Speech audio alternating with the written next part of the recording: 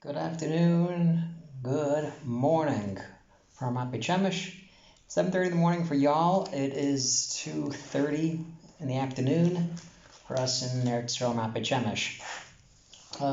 Pretty exciting parsha this week. A lot of references with Shoftim and Elul. We all know it's Elul. I think in America it's Elul as well, just like here. Pretty sure.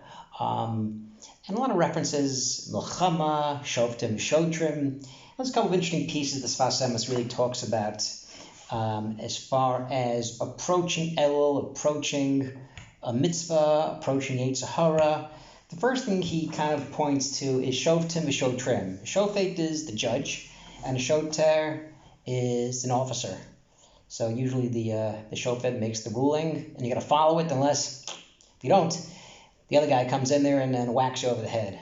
And Sfas Emes says this is not just the judges, someone sitting in traffic court or some criminal court. This is every person. Every person is a shofet and a shoter on themselves. Every person has to decide what's right and wrong.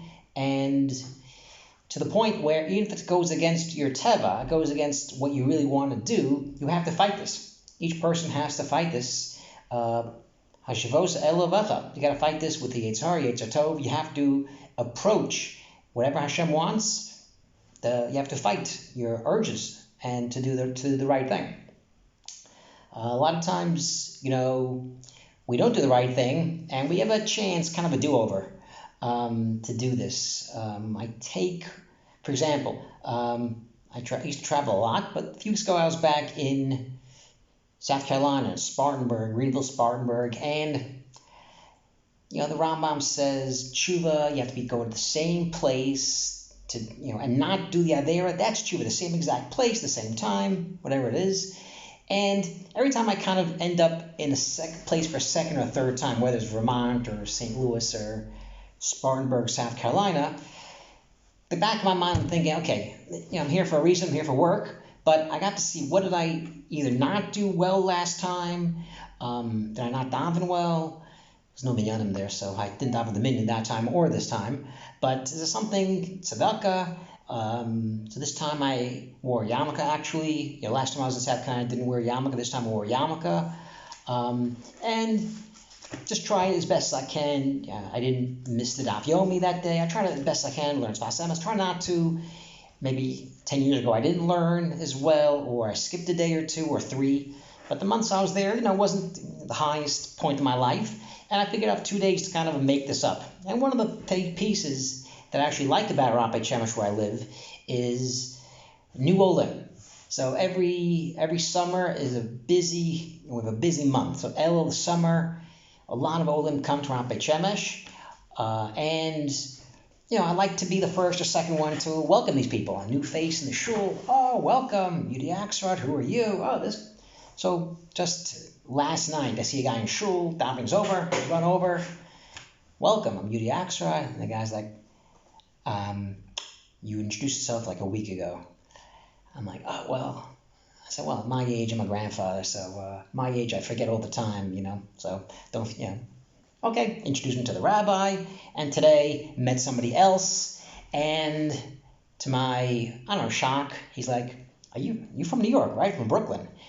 And here I was thinking I was able to hide my accent, but the guy called me out, and I'm like, dude, I haven't lived in Brooklyn in a really long time, but I really am from Brooklyn. But the point is, perhaps it's a way that Hashem gives opportunities to make up. Maybe years ago I wasn't as friendly. Maybe I wasn't as welcoming as for people. And there's a way to kind of make up, to kind of be metaken. And that's kind of what we want to do this month. Want to do this month is kind of think about improving ourselves because Rosh Hashanah is right around the corner. I was also thinking this past week, a little off the topic, not Sfas Emes related, just Yudi Axar related. You think about Av. So we know that the Beis Hamikdash, the second one, the Gemara says, was destroyed for Sinas Chinam. And until we get the Beis Hamikdash, we still have Sinas Chinam. So, and we didn't fix that yet, or else Beis Hamikdash would have come. So thousands of years, that's the piece that usually Av rolls around, Tisha B'Av, and we want to really try to metaken that. The question about Elul. Are we concerned about other people or just ourselves? So I asked somebody, oh, Elul, got to worry about yourself. You got to daven for yourself, got to worry about yourself, chew it for yourself. And I was thinking, that doesn't sound right. It doesn't sound right. Then as I was bicycling, did 60K just this afternoon, and I was thinking, I think Pshat is different. I think because we know that Adon Lamakom, it's you and Hashem. And you can do tshuva the whole year, and if you're serious about it, you can get tshuva at any point, really. But Adon Chaver is a different ballgame. You can do tshuva all day and all night, but if you don't reach out to that person, wife, your friend, someone you just met the other day, someone at work, if you don't really reach out to that person, ask Mechila, you got nothing going on there. So I was thinking maybe Elul is, the point of Elul is to think about yourself, but in relation to other people.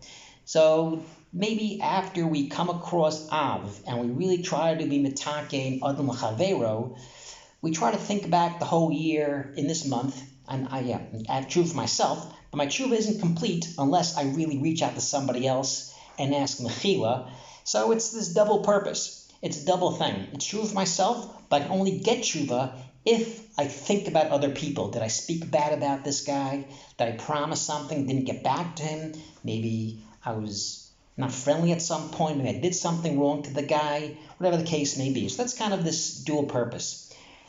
The other point is Hamalach Meretz Mitzrayim, that Hashem says Shoftim, and the Torah also talks about going to Milchama, and it talks about Milchama, but also talks about Hamalach Meretz Mitzrayim, that Hashem brought you from Mitzrayim. What's the point of this? What's the point of that?